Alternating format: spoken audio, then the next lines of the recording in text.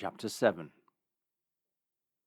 And it came to pass, when the king sat in his house, and the Lord had given him rest round about from all his enemies, that the king said unto Nathan the prophet, See now, I dwell in a house of cedar, but the ark of God dwelleth within curtains.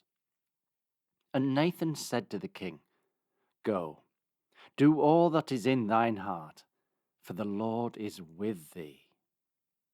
And it came to pass that night that the word of the Lord came unto Nathan, saying, Go and tell my servant David, Thus saith the Lord, Shalt thou build me a house for me to dwell in? Whereas I have not dwelt in any house since the time that I brought up the children of Israel out of Egypt, even to this day, but have walked in a tent and in a tabernacle. In all the places wherein I have walked with all the children of Israel, spake I a word with any of the tribes of Israel, whom I commanded to feed my people Israel, saying, Why build ye not me a house of cedar? Now therefore, so shalt thou say unto my servant David, Thus saith the Lord of hosts, I took thee from the sheepcote, from following the sheep, to be ruler over my people, over Israel. And I was with thee whithersoever thou wentest, and have cut off all thine enemies out of thy sight, and have made thee a great name, like unto the name of the great men that are in the earth. Moreover, I will appoint a place for my people Israel, and will plant them, that they may dwell in a place of their own, and move no more, neither shall the children of wickedness afflict them any more as beforetime. And as since the time that I commanded judges to be over my people Israel, and have caused thee to rest from all thine enemies, also the Lord telleth thee that he will make thee a house.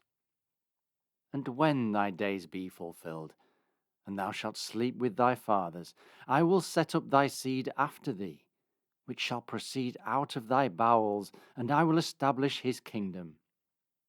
He shall build a house for my name, and I will establish the throne of his kingdom forever. I will be his father, and he shall be my son. If he commit iniquity, I will chasten him with the rod of men, and with the stripes of the children of men. But my mercy shall not depart away from him, as I took it from Saul, whom I put away before thee. And thine house and thy kingdom shall be established forever before thee. Thy throne shall be established forever. According to all these words, and according to all this vision, so did Nathan speak unto David. Then went King David in and sat before the Lord, and he said, Who am I, O Lord God? And what is my house, that thou hast brought me hitherto?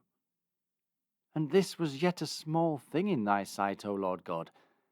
But thou hast spoken also of thy servant's house for a great while to come.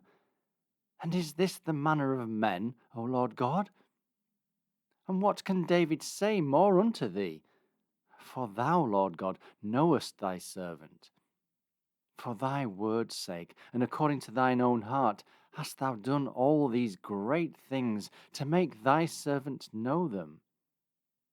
Wherefore thou art great, O Lord God, for there is none like thee, neither is there any God beside thee, according to all that we have heard with our ears. And what one nation in the earth is like thy people, even like Israel, whom God went to redeem for a people to himself, and to make him a name, and to do for you great things and terrible for thy land before thy people, which thou redeemest thee from Egypt, from the nations and their gods. For thou hast confirmed to thyself thy people Israel, to be a people unto thee forever. And thou, Lord, art become their God. And now, O Lord God, the word that thou hast spoken concerning thy servant, and concerning his house, establish it forever, and do as thou hast said. And let thy name be magnified forever, saying, The Lord of hosts is the God over Israel. and let the house of thy servant David be established before thee. For thou, O Lord of hosts, God of Israel, hast revealed to thy servant, saying, I will build thee a house. Therefore hath thy servant found in his heart to pray this prayer unto thee.